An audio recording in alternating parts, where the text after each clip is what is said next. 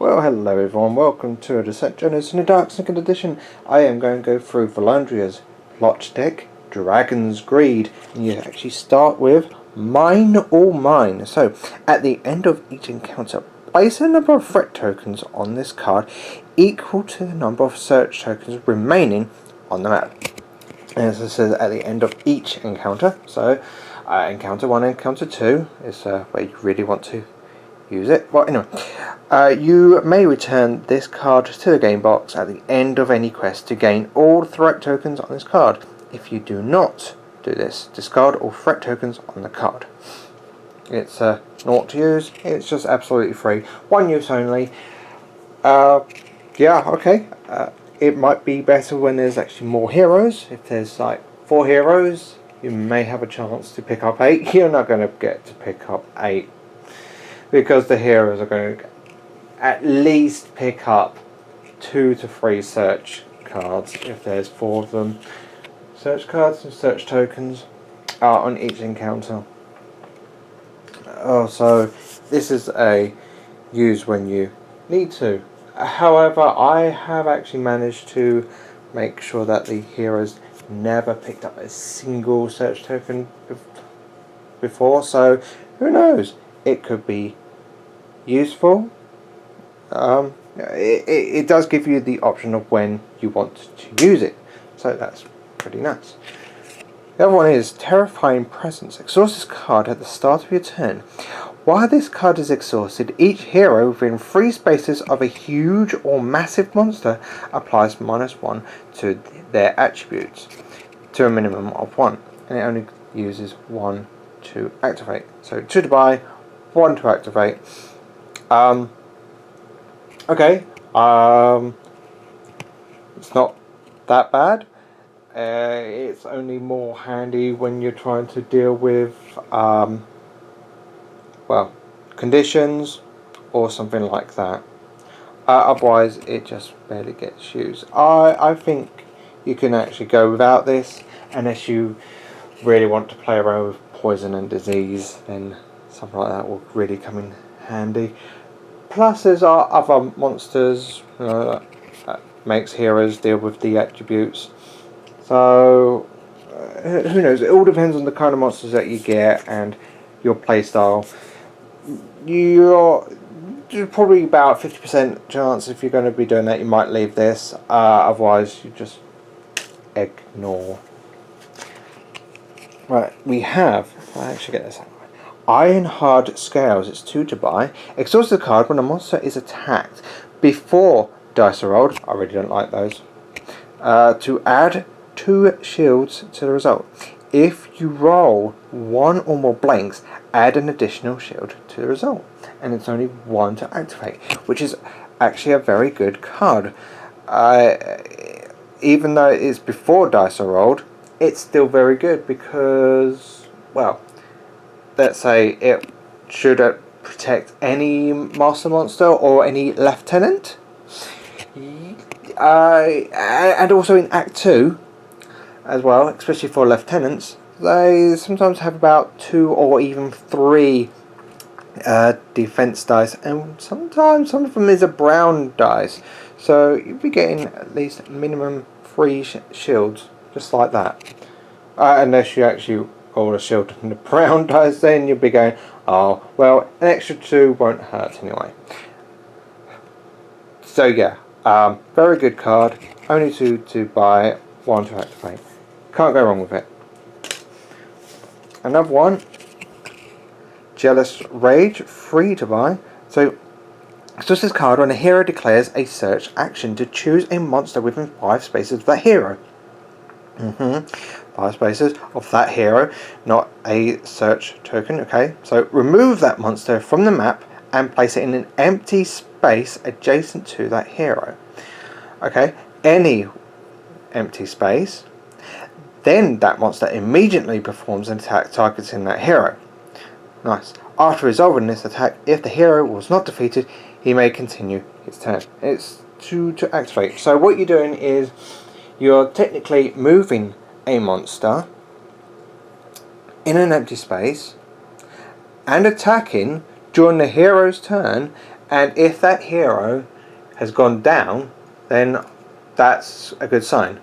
If they're not, then hopefully they're hurt, but then they'll still continue doing their actions, or action perhaps. They only managed to do a move action, then a search action, which of course it's when they just declare their search. So a hero declares a search, but they don't get that search token if they've gone down, because they haven't actually finished that action. But if they don't go down, then they'll get that search card. That's very good, especially when it's in the hero's turn. Extra movements, as most monsters and even lieutenants as well have a movement of 4. Sometimes I'll have a movement of 3, which gives your monsters more space to move, as it were. It's not really movement, but you just place a monster. So that's still good. However, the only downside is that it requires something, well, a hero to declare a search action, and you've got to have a monster within 5 spaces of that hero. That's the only downside. We'll have Massive Bulk, which is free to buy. Exhaust this card when a huge or massive monster ends or interrupts its movement. You can place that monster's base in spaces occupied by heroes. Move each hero in the occupied spaces to the closest empty space. The huge or massive monster suffers 1 damage for each hero it moves, and it's 1 to activate. It is actually a very good card. Especially when it comes down to like lava or pit spaces, and they're the only closest empty spaces, then you move them into there. You just may be thinking, well, there aren't really that many lava or pit spaces. Well, this is where it also comes to where heroes need to get to point A to point B. If you're moving them away from point B, that's also a good thing, because it means that they've got to take more time to get to point B. And you keep doing that again and again. It does only take 1 to use, so it's a very, very good card.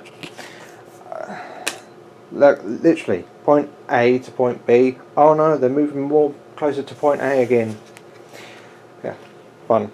Right, anyway, next we have Punish the Weak, which is free to buy. Exhaust this card at the start of your turn. While this card is exhausted, each of your monsters gain Surge Crush. This monster deals 1 damage for each space its base occupies that exceeds the target's hero's might. It's 2 to use. So, yeah, massive monsters being 6 spaces means that it will do damage. Well, it might be doing damage if it hits and all that stuff, and getting a surge. Oh no, wait. I think there's actually a chance that it might not even do any damage, because the heroes might actually roll plenty of defense dice and all of that. This is mainly used for mages. You could get away with it for, say, maybe some scouts or maybe some healers. Or warriors you might have a harder time with to do extra damage. Base size minus might. That's how much extra damage you could do if you roll a surge. Taking 2 though. I myself would probably not even bother with this. It's just all depends on the heroes, what they've got. Otherwise you could just leave this behind. If they've got like a complete party of weaklings, then yeah, go for it. Otherwise, leave it behind. Aurium Plating. It takes 3 to buy. Okay, this could be interesting, right? Exhaust this card after setup of an encounter to choose a huge or massive monster group. Place this card near the group's monster card. Okay. Each monster in that group applies +2 to its health and is immune to pierce.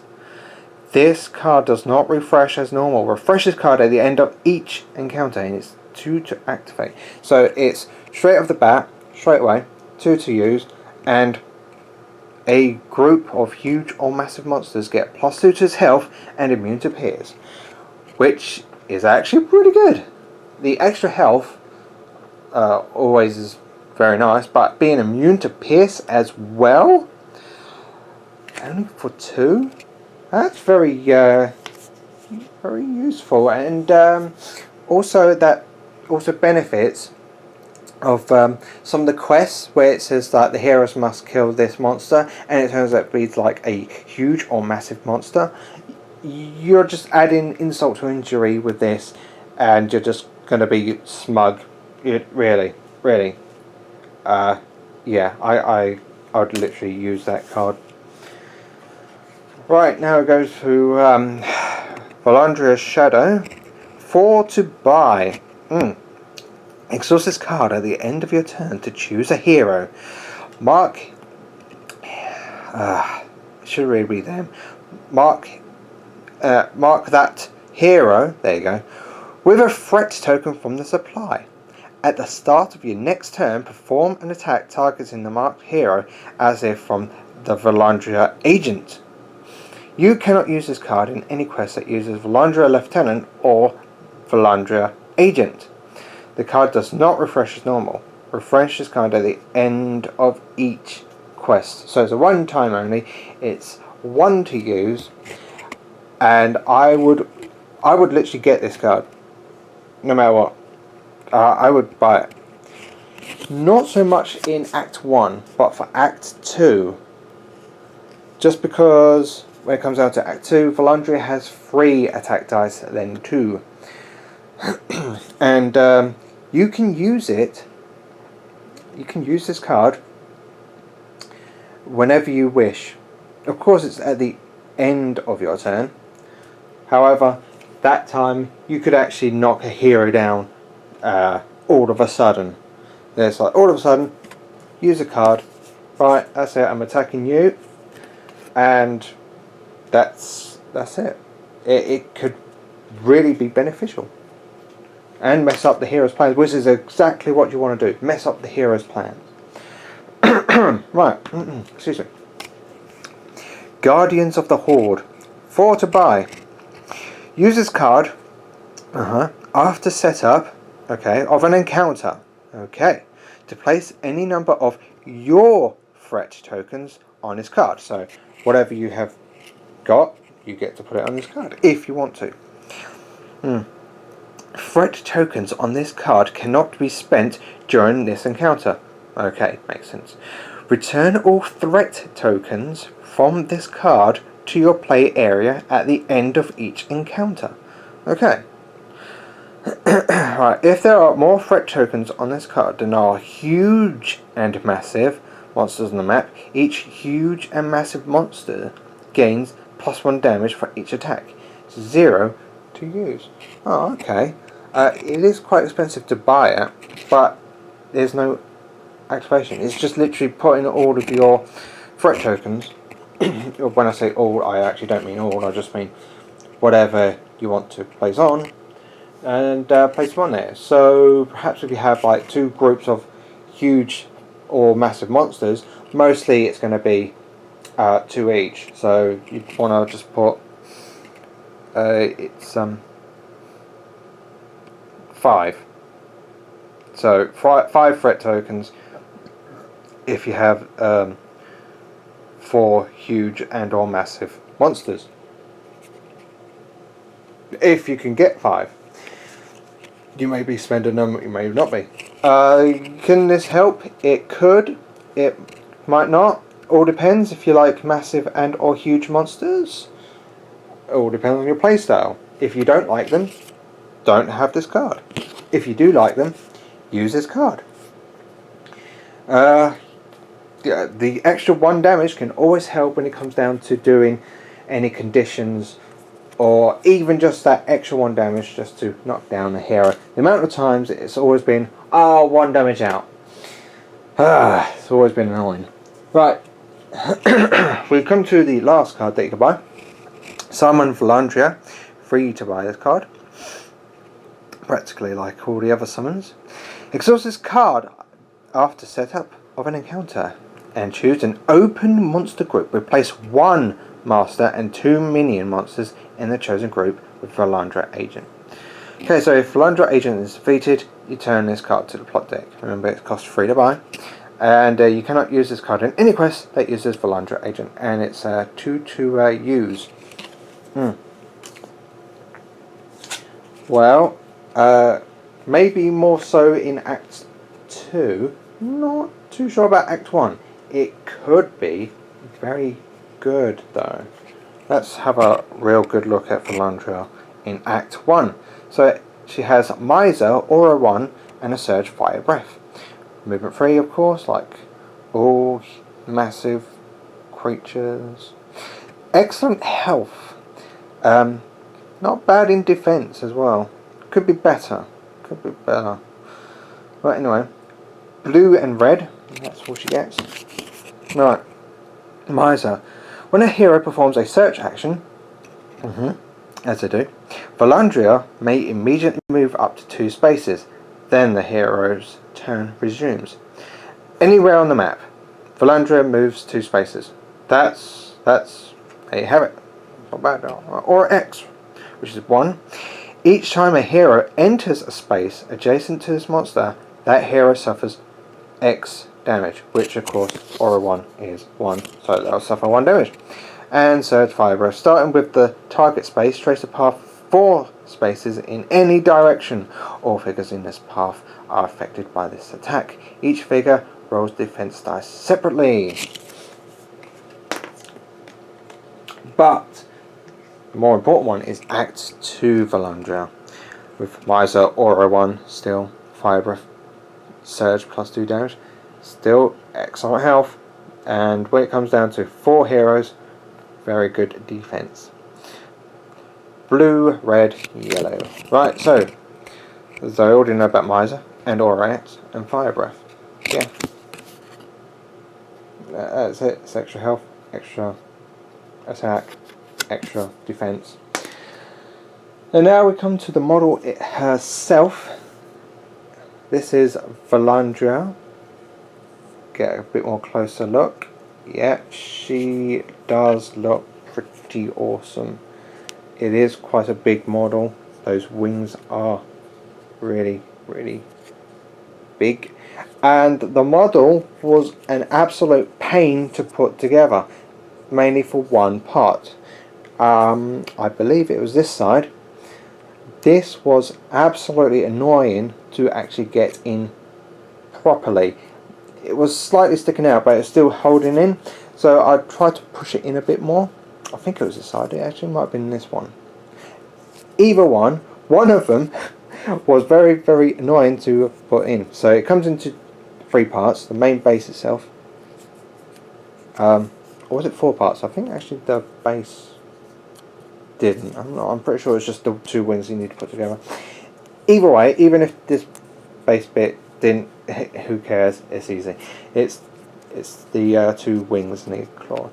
One of them was very, very, very, very, very hard to put in properly. It did go in, but not all that properly. It looked like it was in, but I know it wasn't because models. And yeah, that's the only problem which I had with this model. One side was absolutely irritating to put in properly, and I had to be very careful. But either way, it does look very, very good. She is an amazing dragon. So there you have it. What do I think of this deck? If you like playing around with huge and massive monsters, then you might actually enjoy it. If you don't, there are a few good cards that I would certainly use straight away, and well, not straight away, you've got to get the threat tokens for that, to buy them and then use them. But if you don't, you could just leave it to one side. But yeah, I I think it's an okay-ish deck. I myself actually prefer to use lots of small monsters. However, I am going in and out when it comes down to huge and massive monsters. I may use one group just to fill out the board a bit and like to block passages. Yeah, so it's an okay-ish deck. Yeah, that's what I have actually. So until next time, thank you very much. Bye.